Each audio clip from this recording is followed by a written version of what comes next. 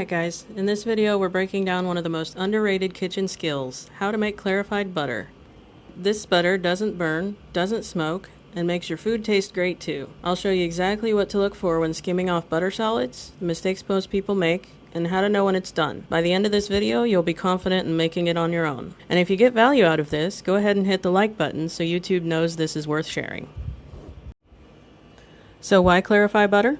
It's basically butter with all the milk solids and water removed. This means it has a higher smoke point, around 450 degrees Fahrenheit compared to the regular butter at about 350 degrees Fahrenheit. This means you can sear steak, fry an egg, or roast veggies without burning the butter. Plus, it has a pure, rich, and almost nutty flavor that chefs swear by. So what we're going to do is start with unsalted butter. Salted butter complicates things because of the added salt crystals. We'll drop it into a small saucepan over low heat, and the key here is patience. You don't want to rush it with high heat because you'll scorch the milk solids before they can separate. As it melts, you'll notice the foam on top, there's golden liquid in the middle, and the white milk solids sinking to the bottom.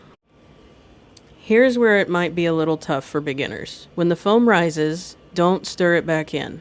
Use a spoon and gently skim it off the top. You don't have to get every last bit, just enough so that you can clearly see the golden liquid underneath. If you use a shallow spoon or even the edge of a ladle, you're gliding across the surface much easier instead of digging into the butter and possibly making the milk solids get stirred back in. As the butter sits, you'll notice the white milk solids at the bottom. That's your visual cue.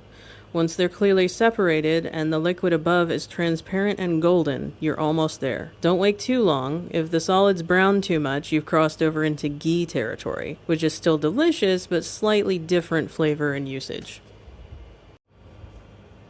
Next, we carefully pour the liquid through a fine mesh strainer lined with cheesecloth into a clean jar or bowl. This catches any lingering solids so that what you're left with is the pure golden clarified butter. And that's it. The finished product should look like liquid sunshine in a jar, smooth and golden with no cloudy bits.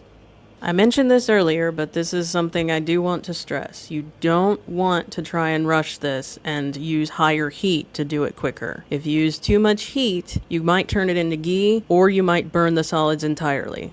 If you see the bottom solids turning brown too early, you've cooked it too fast.